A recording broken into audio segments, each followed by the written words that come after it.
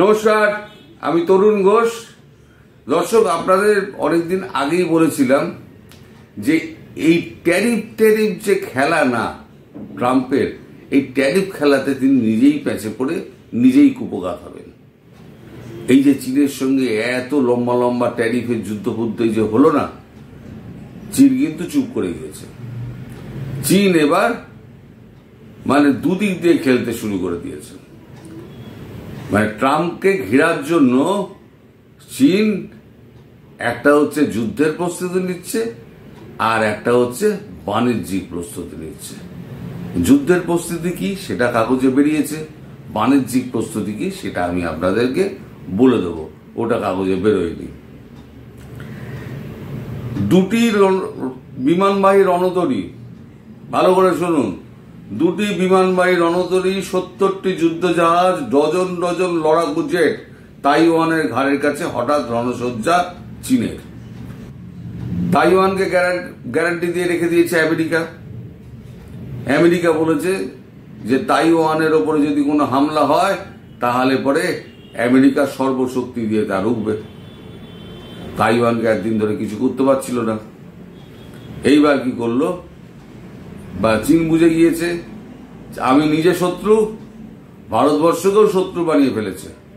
তার মানে এশিয়ান কান্ট্রিতে পা রাখার মতো জায়গা আমেরিকার নেই, কারণ পাকিস্তান ইতিমধ্যে দুর্বল হয়ে গেছে, আর বাংলাদেশ অস্থির, বাংলাদেশ দিয়ে কোনো কাজ হবে না। ফলে এই হচ্ছে সব থেকে শ্রেষ্ঠ মুহূর্ত। ভারতবর্ষের সঙ্গে কি আলাপ আলোচনা হয়েছে আমি জানি না, কিন্তু চীন সমস্ত রণতরী ফণতরী সমস্ত একেবারে তাইওয়ান একদম ঘিরে ফেলে দিয়েছে। যুদ্ধজাহাজ, বিমানবাহী পোত সমস্ত দিয়ে একেবারে ঘিরে ফেলে দিয়েছে। এইবার খবরের আরো ডিটেলস যেটা আছে সেটা হচ্ছে ঘাড়ের উপরে কিরাম নিঃশ্বাস ছাড়ছে দেখুন।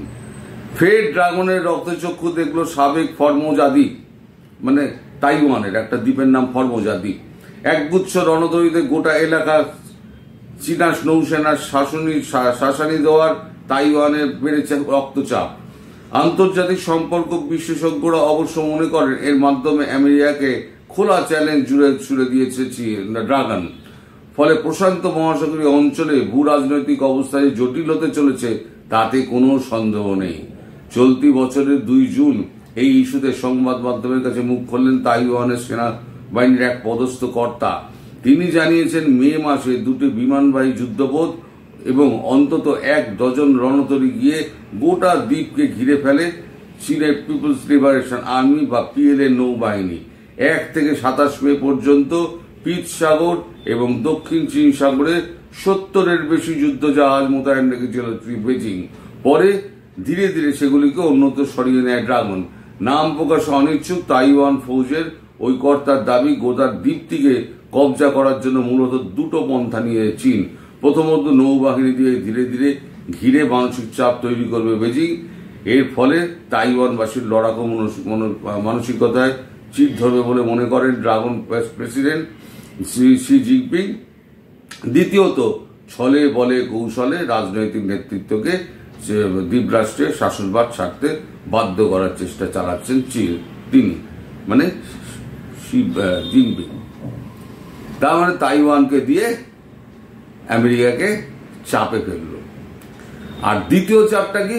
দ্বিতীয় চাপটা হচ্ছে চীন জানে যে আমার এখানে রেয়ার আর্থ মিনারেল যা আছে সেই রেয়ার আর্থ মিনারেল আমেরিকার কাছে নেই। এই যে আমেরিকা মাঝে মাঝে বলে না, এই যে আমি গ্রিনল্যান্ড দখল করে নেব, পানামা দখল করে নেব, আমি এতে কি বলে সাইবেরিয়া আমি সঙ্গে একটা আলাদা চুক্তি করব, বিভিন্ন রকম কথা বলে। তার যেখানে যেখানে রেয়ার আর্থ মিনারেল রয়েছে আমেরিকার চেষ্টা হচ্ছে রেয়ার আর্থ মিনারেলের উপরে নজর দেওয়া। কারণ রেয়ার আর্থ মিনারেল যেটা আছে সেটা হচ্ছে একদম আপনার মাইক্রোচিপস থেকে আরম্ভ করে, সেমিকন্ডাক্টর থেকে আরম্ভ করে আপনার স্যাটেলাইট পর্যন্ত, রকেট পর্যন্ত সমস্ত কিছু ওই জিনিসটি লাগে। ওই জিনিসটি আমেরিকার হাতে মজুদ আছে মাত্র 18 মাসের। চীন বলে দিয়েছে আমি রেয়ার আর্থ মিনারেল আর আমি আমেরিকাকে কোনো রকম ভাবেই পাচার করব না। পাচার মানে কি, ব্যবসার মধ্যে আনবো না, অর্থাৎ আমেরিকাকে আমি দেব না। এবার অন্যান্য দেশের সঙ্গে যদি আমার এই ধরনের ব্যবসা হয়, তাহলে তাদের সঙ্গে আমার এই চুক্তিতেই আমি ব্যবসা করব যে আমেরিকাকে এই রেয়ার আর্থ মিনারেল দেওয়া যাবে না। যদি দেয় সেটা হচ্ছে চুক্তির ভঙ্গ হিসেবে ধরে নেওয়া হবে এবং আন্তর্জাতিক কোর্টে তার ফয়সালা হবে। ফলে এই যে দুটো দিক দিয়ে জোড়া ফলায় যেটা বিদ্ধ হলো ট্রাম্প, এখান থেকে ট্রাম্পের বেরোনো কিন্তু খুব মুশকিল। এক হচ্ছে আপনার এশিয়ান কান্ট্রিতে তার কোনো বন্ধু নেই, চীন ভারত দুজনকেই শত্রু বানিয়ে ফেলেছেন এই সমস্ত নীতির জন্য, সন্ত্রাসবাদের নীতি আর ট্যারিফের নীতি দুটো দিয়ে। আর একটা হচ্ছে ওই ট্যারিফের নীতি যেটা বললাম সেটাতে চীনকে খেপিয়ে দিয়েছেন। চীন 30-40 বছর ধরে ধীরে ধীরে নিজেকে সুপার পাওয়ার তৈরি করেছে। ততদিন মাথা নিচু করে চীন বসছিল। তোমরা আমেরিকায় সাহায্য করেছে, পুরো উৎপাদনটা চীনে নিয়ে গিয়ে ফেলে দিয়েছিল, তোমরা উৎপাদন করো, আমাদের এখানে কস্ট বেশি। এখন কি 30-40 বছরে যেটা ও তৈরি করেছে চীন, সেটা কি একদিনে 1 বছর 2 বছরের মধ্যে আমেরিকা করতে পারবে? সেই ক্যাপাসিটি তৈরি করতে পারবে? পারবে না। ফলে চীন বুঝে গিয়েছে যে আমাকে ছাড়া চলবে না। এখন যদি ভারতকেও বলে, ভারতকেও তৈরি করতে সময় লাগবে, ভারতেও খরচা কম। আমেরিকা মিনিমাম 8 ঘন্টা কাজ করলে পরে তাকে তো $20 তো তাকে মাইনে দিতে হবে পার ডে হিসেবে। যদি শ্রমিক হয় উঁচু লেভেলে তো আরো বেশি, সে ছেড়ে দিন, মাস মাইনে দিচ্ছে তো প্রচুর। তাছাড়া শ্রমিক পাওয়া হচ্ছে আমেরিকাতে খুব মুশকিল, শ্রমিক নেই, সোশ্যাল সিকিউরিটি এত বেশি যে ওই সমস্ত কাজ করতে কেউ যায় না। আমাদের দেশ বাংলাদেশ থেকে বা অন্যান্য দেশগুলো থেকে যে সমস্ত দেখবেন মাঝে মাঝে ছেলে পিলে যায়, তারা বিভিন্ন ওই পেট্রোল পাম্পে, তারপরে ওই ডেলিভারি সমস্ত জোম্যাটো ফোম্যাটো যারা যেগুলো আছে ফুড ডেলিভারি, তাদের কাজগুলো করে।